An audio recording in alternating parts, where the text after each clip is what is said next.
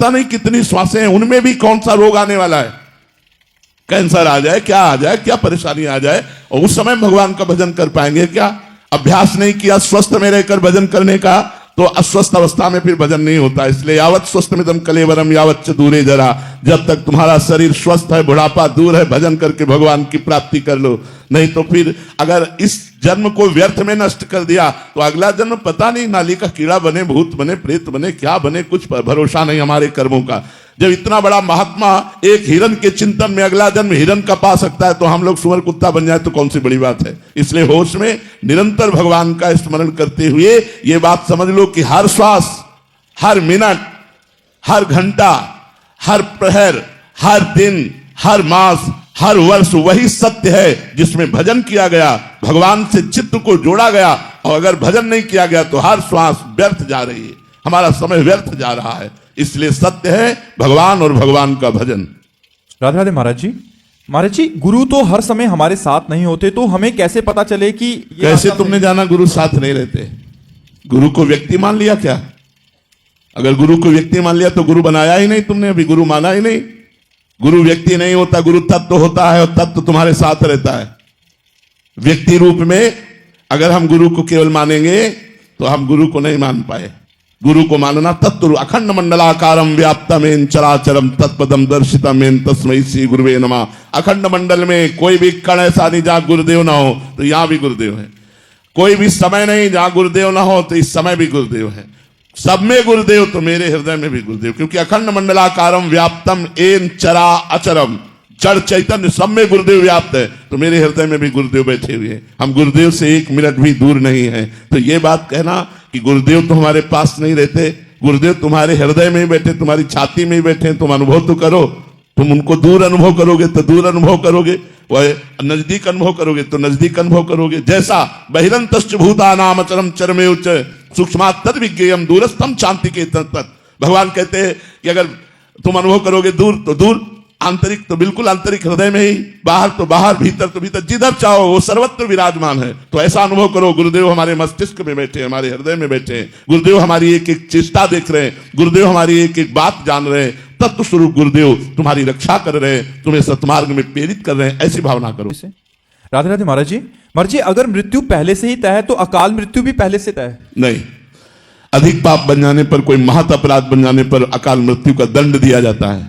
अकाल मृत्यु तय नहीं होती, तय होती है मृत्यु कि समय पूरा हुआ और वो शरीर छूट गया, अचानक घटना घटी और शरीर छूटा है, कोई महान पाप बन गया जिससे उसको दंड रूप में अकाल मृत्यु दिया गया। अकाल मृत्यु पहले से तय नहीं होती, तय होती है मृत्यु। अकाल मृत्यु अधिक महत अपराध बन जाने से, कोई जाने या न जाने कोई महत अपराध बन गया तो उसकी आयु क्षीण हो जाएगी, और आयु क्षीण होकर अकाल मृत्यु का योग बन जाएगा, उसका शरीर छूट जाएगा। महाराज जी, जैसे कोई छोटा बच्चे भी अगर हो जाए तो उनका पूर्व का कोई बड़ा प्रारब्ध है? हाँ, अरे बच्चा तो शरीर तो मान लो 2 वर्ष का है, लेकिन वो तो बहुत पुराना है ना, आत्मा तो पुरानी है ना, कर्ता तो पुराना है। शरीर बदलने से क्या है? कपड़े बदलने से तुम थोड़ी बदल जाओगे, पहचानने वाला पहचान लेगा। ऐसे ये कपड़े हैं, कपड़े बदलने से काल की नजर में धोखा नहीं दे सकते, काल तो पहचानता है ये वही है जो ये कर्म किया था, उसी कर्म के अनुसार उसको दंड मिलेगा। चाहे गर्भस्थ शिशु हो, चाहे जन्म लेने वाला हो, चाहे जन्म ले चुका हो, चाहे 2 वर्ष का हो, चाहे 20 वर्ष का हो, काल की नजर में कोई बचता नहीं है, उसे अवश्य भोगना पड़ता है। महाराज जी, ऐसा कहा जाता है कि इंसान पूरी जिंदगी कुछ ना कुछ सीखता रहता है। महाराज जी, आपके भी जीवन में कुछ अभी सीखने के लिए बाकी है महाराज जी, या सीख रहे हैं? बाकी है, क्योंकि वो ज्ञान अनंत है। इसलिए जब उसका अंत नहीं है तो हम कैसे कह सकते हैं कि हम पूर्ण ज्ञानी हैं? वो अनंत ज्ञान है, अनंत वैराग्य है, अनंत प्रेम है हमारे परमात्मा का। इसीलिए वेद भी नेति नेति कहते हैं। वेद कहते नहीं, इतना ही नहीं है, क्योंकि अगर वेद भी प्रमाणित कर दे कि वो इतना ही है तो उसे अनंत नहीं कहा जा सकता। ज्ञान अनंत है, वैराग्य अनंत है, प्रेम अनंत है। इसलिए साधु का पूरा जीवन अनुभव युक्त होने पर भी प्रतिपल अनुभव होता रहता है, प्रतिपल अनुभव होता रहता है। तो अनुभवी संतों से हम इसीलिए सुनते हैं कि वो जो 10वें वर्ष में अनुभव किया वो 10 सेकंड में हमें प्रदान कर देते हैं। तो अनुभव तो चालू ही है, साधक साधक ही रहता है, सिद्ध होने पर भी साधक रहता है, क्योंकि प्रतिपल अनुभव बढ़ता जाता है और वो अनंत है, इसलिए कभी पूर्ण नहीं होता, और वो हमारे हृदय में है, इसलिए कभी अपूर्ण नहीं रहता। वो हमारे हृदय में है इसलिए अपूर्ण नहीं रहता, और वो अनंत है इसलिए कभी पूर्ण नहीं रहता। इसलिए जब किसी महापुरुष को देखो तो वो दैन्य भाषा में बोलेगा, मैं अधम हूं, मैं नीच हूं, हाँ हम पर भगवान की कृपा है, बस ऐसी बात बोले। क्योंकि वो असीम समुद्र है, अथाह समुद्र है ज्ञान का। तो कितना जितना ज्ञान जाना वो अपनी बुद्धि के अनुसार जाना। हमारी बुद्धि कितनी है, जैसे समुद्र के किनारे एक होती सीपी, वो एक ऐसे होती है, उससे समुद्र की था थोड़ी ली जा सकती है। सीपी में तो उतना ही आएगा जितना उसका आकार है। तो हमारी बुद्धि में जितनी क्षमता है उस परमात्मा को उतना ही जान पाई, लेकिन परमात्मा उतना थोड़ी है, वो तो अनंत है। इसलिए पूरा जीवन लग जाता है फिर भी पूर्णता नहीं होती, और वो है इसलिए अपूर्णता नहीं रहती। दोनों बात समझ रही, वो है और उसका अनुभव है इसलिए अपूर्णता नहीं, वो अनंत है इसलिए उसकी पूर्णता नहीं। इसीलिए जिससे पूछो वो ये कहता मैं अधम हूं, मैं नीच हूं, हाँ भगवान की कृपा है। तो प्रतिपल नवीन अनुभव उसका होता रहता है। महाराज जी आप आगे पूछ रहे हैं कि महाराज जी शिष्य बनने से और गुरु बनने तक के सफर में, महाराज जी आज आप गुरु हैं तो आपको कैसा फील होता है? नहीं, हम गुरु नहीं हैं। हम हृदय से कहते हैं हम गुरु नहीं हैं, हम एक पोस्टमैन हैं। आपकी बात श्री जी तक, श्री जी की बात आप तक पहुंचाते हैं, और उसकी फीस हमें मिलती है श्री जी का प्यार, श्री जी का दुलार। गुरु जी श्री जी है, गुरु जी श्री जी है, और आपकी बात आपके गुरु श्री जी तक पहुंचाई, तो श्री जी की बात मंत्र, नाम, लीला, साधना ये आप तक पहुंचाई। हम केवल पोस्टमैन हैं, गुरु वो है, शिष्य आप है, पोस्टमैन हम है। समझ रहे ना, हम गुरु नहीं है। गुरु तो श्री जी है, हमारी लाडली जो है, हमारे लालजू महाराज वंदे कृष्णम जगत गुरुम, हम सब उनके बात कहने वाले हैं। उनकी बात आप तक पहुंचा दी, आपकी बात उन तक पहुंचा दी, और पीछे हट करके आपको भी प्रणाम किया और उनको भी प्रणाम किया, और हमें फीस मिली उनका कृपा कटाक्ष, उनका दुलार, उनका प्यार, बस यही हम कर रहे हैं। महाराज जी सबको लगता है कि अब गुरु जी हैं, सब प्रणाम नमस्कार दंडवत कर रहे हैं, माला। अब सबको क्या लगता है अब हम क्या बता सकते हैं। लोगों को जो लगता है वो अलग बात है हमारी। हम गुरु बनने योग्य नहीं है। गुरु हमारी श्री जी है।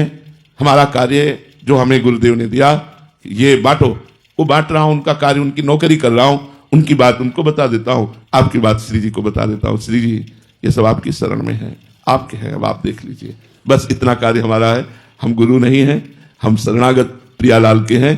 प्रियालाल ही हमारे गुरु हैं, वही आप सबके गुरु हैं, वही आप सबका पालन पोषण उद्धार करेंगे। हम तो निमित्त मात्र केवल हैं। महाराज जी शिष्य बनना कठिन है, गुरु बनना कठिन है? शिष्य बनना कठिन है। जो सही शिष्य बन गया वही गुरु बन जाता है। शिष्य बनना कठिन है, सबसे कठिन कार्य है शिष्य बनना। क्योंकि इसमें अहंकार को पूर्ण समर्पित करना होता है। तन मन वचन से उनकी दासता बहुत कठिन है, बहुत कठिन है। अपने अहंकार को नष्ट होते देख करके कोई अच्छा साधक प्रसन्न होता नहीं तो जलता है। तो गुरुजनों की जो मार पड़ती है वो अहंकार पर पड़ती है, और अहंकार की मार सबको बर्दाश्त नहीं होती।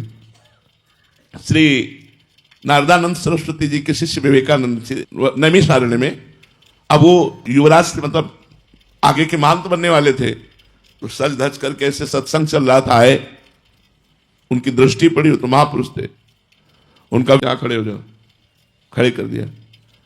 एक आदमी से कहा गौशाला से जाओ, गोबर गीला करके लाओ, पूरी छबिया भर के इसकी खोपड़ी पे रख दो, और पूरा गीला गोबर टपक टपक के पूरे सब कपड़ा लता उनके जितने सब, वो बस वैसे खड़े। बाद में पूछा कैसा लगा, बोले गुरुजी कृपा है। बोले जाओ स्नान कर लो, नए वस्त्र पहन कर आ जाओ। अब गुरुजन ये देखते हैं तुम्हारा अहंकार कहां है, दोष दृष्टि नहीं, पूर्ण समर्पण का मतलब निर्दोष दृष्टि गुरुजनों पर। ये जीवन, ये प्राण, ये आपका है, आप चाहो जैसे चाहो, जहां चाहो वहां लगा दो, ये आपका है। तो सबसे कठिन होता है समर्पण, सबसे कठिन समर्पण होता है। अगर समर्पण हो गया शिष्य का तो गुरु स्वरूप ही हो गया, अभेद हो गया। जैसे नाभाजी ने अपना समर्पण अग्रदेवाचार्य जी को, तो जहां अग्रदेवाचार्य जी की स्थिति वही नाभाजी की स्थिति थी। महाराज जी एक और प्रश्न है कि एक तो है निसंकोच होकर शिष्य को बोलना, कहीं गुरुदेव भी संकोच करते हैं कि अभी समर्पण की कमी पर, समर्पण की कमी पर, जैसे देख रहे हैं इसका समर्पण कच्चा है, तो अगर हम सही बोले और कठोर बोले तो ये भाग जाएगा, इसका जीवन नष्ट हो जाएगा। ये विपरीत भावना में नहीं भागेगा तो विपरीत भावना में आ जाएगा, तो वो संकोच करते हैं। जिससे स्वामी संकोच करे उस सेवक की क्या सेवकाई, उस सेवक की बात क्या, स्वामी निसंकोच बर्ताव करें, क्योंकि मैं उनका हूं। जैसे वो अपने वस्त्र का, अपनी पादुका का, अपनी शैया का, अपनी वस्तु का प्रयोग निसंकोच करते हैं, ऐसे मैं उनकी एक वस्तु हूं, वो मुझे जैसे चाहे तैसे प्रयोग करें, स्वामी संकोच न धारण करें। ये शिष्यता बहुत बड़ी बात है, शिष्यता बहुत बड़ी बात है। मतलब भगवान कृपा करते हैं तब शिष्यता आती है, नहीं तो शिष्य तो लाखों बन जाते हैं, लेकिन शिष्य वास्तविक होना कोई मुश्किल ही बिरला ही होता है, जो तन मन प्राण वस्तु सर्वस्व समर्पित। बहुत कठिन है, हम ये बता रहे हैं, वाणी से कह देना और ये सब करना बात अलग है, लेकिन बहुत कठिन है। गुरुजनों की आज्ञा हम पर होने लगे, ये हम पर विशेष कृपा, गुरु हम पर आज्ञा करने लगे, हमको ऐसा गुरुदेव के सामने दर्शन कराना चाहिए कि जितनी आज्ञा दे रहे हो वो सब कम है, आप और दीजिए, आप और दीजिए। और प्रतिपल उनका उत्साह बढ़े गुरुदेव का कि हमारी, जब गुरुदेव निसंकोच कोई आज्ञा हमको देने लगे तो समझो कि अब हमारी शिष्यता परिपक्व हो रही। जब गुरुदेव संकोच करने लगे तो फिर ठीक नहीं, उसी को पुकारा जाएगा जो समर्पित है। चलो कपड़े खराब हो गए, चलो ऐसा करो, उसको बोला जाएगा जो पूर्ण समर्पित है। दूसरे नहीं नहीं आप रहने दो, आप रहने दो, चलो तू चल, तुम ये कर, क्यों? क्योंकि वो समर्पित है। महाराज जी, इससे भागवतिक स्थिति में भी फर्क पड़ेगा शिष्य की। हाँ बिल्कुल, जो जितना समर्पित है उतने गुरु का प्रसाद उसके ऊपर प्रकाशित होता चला जाएगा। गुरु प्रसाद क्या है महाराज जी? भगवत तत्व में स्थित होना, द्वंद्वातीत हो जाना, कालातीत हो जाना, मायातीत हो जाना। जितना गुरु प्रसाद जागृत होता जाएगा उतने उसे ब्रह्मबोध होगा, भगवत प्रेम होगा, प्रिया प्रीतम में तन्मयता होगी, संसार से घोर वैराग्य हो जाए। ये सब गुरु कृपा से संभव है, गुरु कृपा से। महाराज जी, ऐसा भी होता है कि वो संभाल ना पाए उसको? जब गुरु कृपा है तो संभालने का प्रश्न नहीं उठता, क्योंकि कृपा ही माँ की तरह संभालती है। जो गुरु कृपा है वही माँ की तरह शिष्य को संभालती रहे। रस साधकों के लिए करें, उनके पास तो सहज में विषय उपलब्ध हैं, तो लंबे समय तक विषयों का भोग करने के बाद भी अरुचि हो जाती है क्या? नहीं, कभी नहीं होती। महाराज ययाति ने अपनी यौवन अवस्था को शुक्राचार्य की पुत्री देवयानी से पानी ग्रहण करके भोगा, लेकिन तृप्ति नहीं हुई, तो अपने पुत्र की 1000 वर्ष की आयु लेकर भोगा, फिर भी तृप्ति नहीं हुई, तो घृणा की, धिक्कार है ऐसी वृत्ति को। मैंने अपने पुत्र की आयु को भी भोगा, फिर भी तृप्ति नहीं, इसलिए मैं अनुभव अपना लिखता हूं साधकों के लिए। महाराज ये आती कि संपूर्ण सृष्टि की स्त्रियां, जौ, धान्य, भोग सामग्री एक पुरुष को मिल जाए तो भी तृप्ति नहीं होगी, उसे त्यागना ही पड़ेगा। त्यागात् शांतिरंतरम, त्याग से शांति होगी, ना कि भोग से। भोग भोगते भोगते वृद्ध हो जाता है, फिर भी वृद्धावस्था में उसकी असत चेष्टाएं बनी रहती हैं, वो चेष्टाओं से मुक्त नहीं हो पाता। इसलिए साधना के द्वारा विषयों का त्याग करके मनोनिग्रह और इंद्रिय निग्रह करके जो भगवान में स्थित है वही विजयी है, अन्यथा नहीं। महाराज जी, साधकों के लिए कि इंद्रिय संयोग ना होने के कारण, सतोगुण और संतों का संग होने के कारण वो विश्राम को, बट महाराज जी फिर एक नहीं, गलत। स्फुरणा जब तक शांत नहीं हो जाती तब तक हम काम विजयी नहीं मान सकते, समस्त भोगों के त्यागी नहीं मान सकते। लेकिन नहीं, जब तक स्फुरणा है, जब तक वो चिंगारी है और उसकी शांति नहीं हुई, तो ज्वाला बनने में देर नहीं लगती चिंगारी को। देवर्षि नारद जी ने कहा है, साधना करते करते ये विषय इच्छा तरंगवत हो जाती है, अगर उसे संयोग मिल जाए भोगों का तो समुद्रवत होने में देर नहीं लगती। इसलिए एक वैश्या गांव में रहती थी, तो वहां से संत निकलते थे, तो उनसे पूछती थी, बाबा जी तुम्हारी दाढ़ी पवित्र कि हमारे बकरे की दाढ़ी अच्छी? वो कुछ नहीं बोलते थे, रोज उपहास करते। एक दिन उनको भागवतिक संकेत हुआ कि तुम्हारा शरीर छूटने वाला है। उन्होंने कहा, भाई गांव की वैश्या को बुला लाओ। बुला लाए, कहा बेटा मेरी दाढ़ी पवित्र। तो उनका, महाराज जी आज तक आप नहीं बोले। बोले अब जा रहा हूं, अब जा रहा हूं तो बोल रहा हूं कि मेरी दाढ़ी पवित्र, लेकिन जब तक जाने का संकेत नहीं हुआ तब तक नहीं बोल सकता। अर्थात जब तक इस धराधाम में शरीर है तब तक सावधानी रखनी है, जीते जी सावधानी रखनी है। शिव विरंचिका मोहई को है बपुरान। महाराज जी, बहुत लंबी लड़ाई है। बहुत लंबी लड़ाई से कोई ये न समझ ले कि 10-20 माला जप कर हम काम विजयी हो जाएंगे, क्रोध विजयी हो जाएंगे। नहीं, ये भजन करने से कम होते हैं और भगवत साक्षात्कार करने से बिल्कुल ना के समान। लेकिन संयोग बन जाए तो गिरने के चांस रहते हैं। इसलिए आजीवन साधु को या साधक को अपने उपासना मार्ग में एक लक्ष्मण रेखा रखनी चाहिए कि इसको हम क्रॉस नहीं करेंगे। अगर वो क्रॉस कर गया तो गिर जाएगा। देखो, अपने लोग तो साधना करते हैं। देवर्षि नारद जी सिद्ध पुरुष हैं और उनको भी काम ने परास्त कर दिया। भगवान से ब्याह की वृत्ति मांगने लगे कि मेरा ब्याह हो जाए। भगवान ने बंदर का रूप दे दिया तो भगवान को शाप भी दे दिया इसी आवेश में आकर। शनकादि सिद्ध महापुरुष हैं, वैकुंठ में भगवान के पार्षदों ने रोक दिया तो खड़े रहना चाहिए, क्या जाता है। लेकिन उनको क्रोध आ गया, वैकुंठ में क्रोध आ गया और शाप दे दिया। श्री अक्रू जी महाराज भगवान के परम प्रिय महाभागवत, लेकिन जब सेमंतक मणि उनको मिली तो भगवान द्वारिकाधीश को छोड़कर काशी चले गए और वहां यज्ञ करने लगे सेमंतक मणि के प्राप्त धन से। तो इन सब सिद्ध पुरुषों में ये स्फुरणाएं देखी गई। इसलिए जैसे काम है तो भगवान का पुत्र ही बना जाकर प्रद्युम्न जी कामावतार भगवान है। तो ये काम क्रोध आदि कोई साधारण शत्रु नहीं है कि आप 2-4-10 महीने भजन किए आप काम विजयी हो गए, क्रोध नहीं। जब तक जीवन है तब तक लड़ाई लड़ते रहो, सावधान रहो। यही डर ही डरपि हरिवंश हित, जिनो भ्रमई गुण सलिल पर, जी नामन मंगल लोक तिहु, सुहरिपद भज न विलंब करे। मेरा माया क्या बिगाड़ लेगी, इसी गलती ने गलती करा दी। जितने लोग गलत हुए वो इसी बात से गलत हो गए कि मेरा माया क्या बिगाड़ लेगी। बस हरिवंश महाप्रभु कहते यही डरपि हरिवंश हित, जिनो भ्रमई गुण सलिल पर, जी नामन मंगल लोक तिहु, सुहरिपद भज न विलंब कर। जिनका नाम तीनों लोकों का मंगल करने वाला है उन भगवान श्री हरि का आश्रय ले लो, भजन करो और डरते रहो कि कहीं त्रिगुण माया के बहाव में बह न जाएं। बड़े बड़े बह गए, इसलिए बहुत होश में। कभी अहंकार न करे कि मैं समस्त विकारों से दूर हो चुका हूं, अब मेरा विकार क्या बिगाड़ सकते हैं, ऐसा बिल्कुल नहीं। बहुत प्रचंड भगवान की माया का आकर्षण है, बड़े बड़े ब्रह्म ऋषियों को मोहित कर लेती है।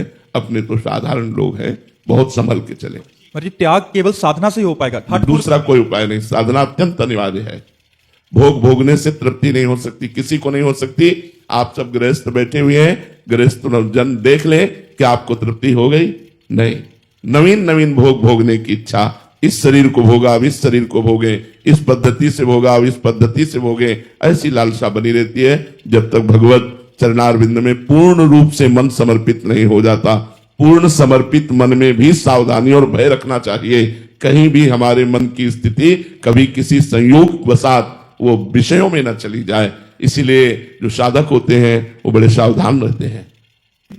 महाराज जी, आप कह रहे हैं कि आप विदेश में रहते हैं, वहां विदेश में भोग विलास अधिक है, प्रयास के बावजूद भी मन विचलित हो जाता है। ऐसे में नाम जप की निरंतरता कैसे बढ़े? देखो, भोग विलास तो लंका में भी बहुत था, लेकिन विभीषण जी ने भक्ति की कि नहीं की?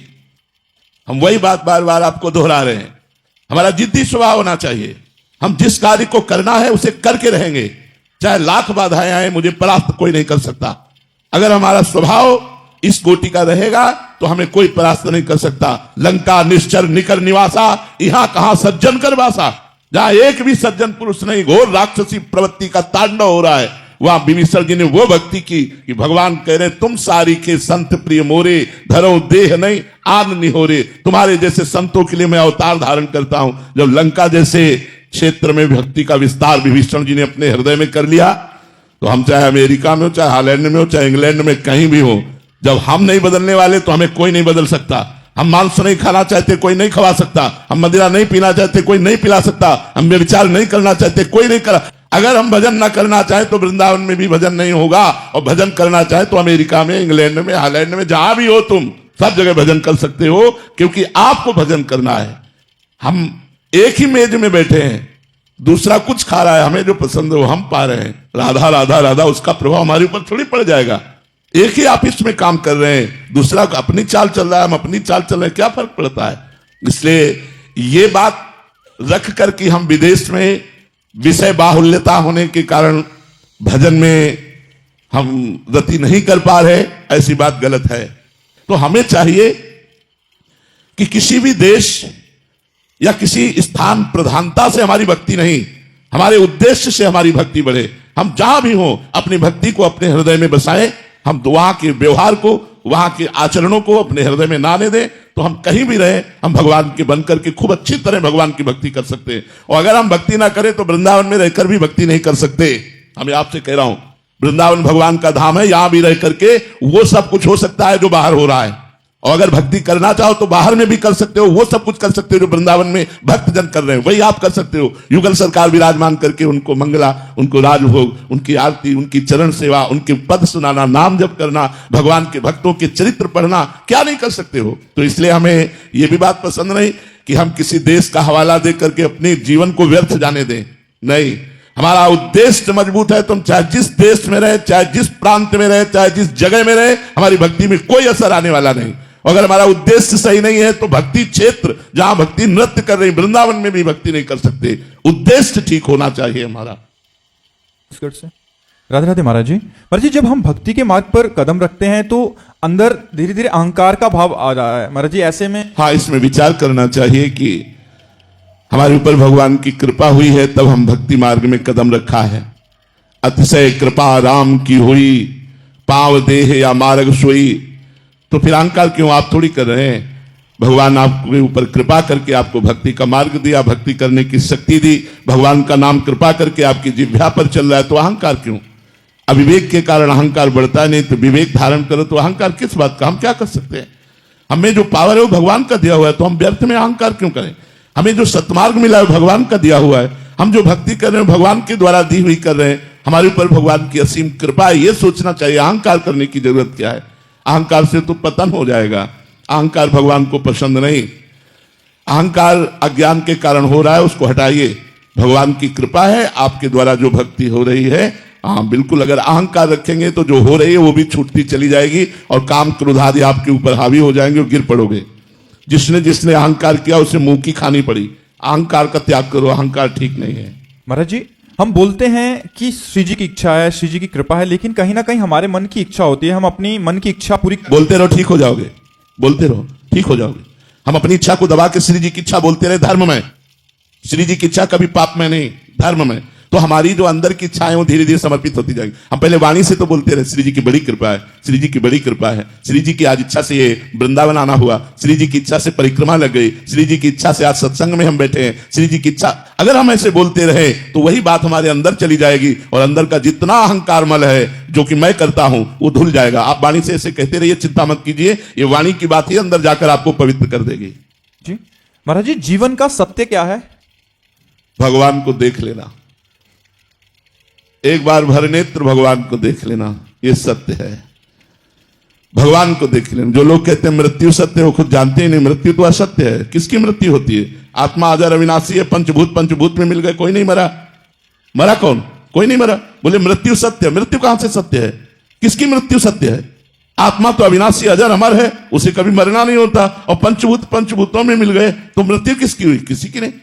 तो सत्य क्या है, भगवान, भगवान का भजन। उमा कहूं मैं अनुभव अपना, सत हरि भजन जगत सब सपना। सत्य है भगवान। अगर भगवान का भजन हो रहा है तो आपका सत्य में जीवन जा रहा है। अगर भगवान से विमुख हो तो भोग में जीवन, नरक में जीवन है, मृत जीवन है, मृत जीवन। जिन हरि भगति हृदय नहीं आनी, जीवित सब समान ते प्राणी। वो मुर्दे के समान जिंदा माना जाता है जिसके हृदय में भगवान का स्मरण नहीं चलता, भगवान नाम जप नहीं हो रहा हो। व्यर्थ जीवन है, मरोगे तो क्या लाद के ले जाओगे। अहंकार के दायित्वों को निभाते हुए अहंकार और मन के विकारों से मुक्त होकर उस परम तत्व का अनुभव किया जा सकता है क्या। हाँ, क्यों नहीं किया जा सकता। क्या राजा जनक अपने राजपाट का दायित्व नहीं निर्वाह कर रहे क्या।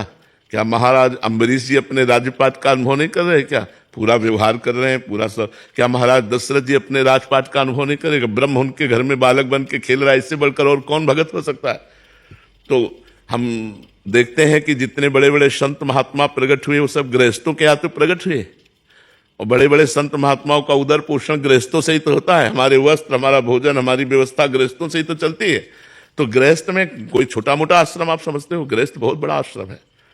गृहस्थों के यहाँ संत प्रकट होते हैं, गृहस्थों के यहाँ संतों की सेवा होती है। और गृहस्थ स्वयं मेहनत करके खाता है, दूसरों को खवाता है और भजन करता है। उससे बढ़िया भगत और कौन हो सकता है। हम लोगों का तो एक ही काम है, भजन केवल करना। लेकिन हमारी आवश्यकताओं की पूर्ति तो गृहस्थ से होती है। गृहस्थ अपनी आवश्यकताओं की पूर्ति खुद करता है, दूसरों की आवश्यकताओं की पूर्ति करता है और भजन करता है, इसलिए वो बड़ा है। तो गृहस्थी में क्यों नहीं हो सकता? अपने कर्तव्य को भगवान की पूजा मानकर करो, ईमानदारी से धन कमाओ, परिवार का पोषण करो, नाम जप करो, आए हुए भूखे टूटे एक अतिथि की सेवा करो, बढ़िया भगवान की प्राप्ति सहज में हो जाएगी, तत्वबोध सहज में हो जाएगा। हम चलें, धर्म से चलें, तब है। अब मनमानी भोग विषय सेवन करें, नशा करें, इधर उधर के आचरण करें, तो फिर वो तो पशुता है, उसमें तो फिर ज्ञान कहाँ से आ जाएगा?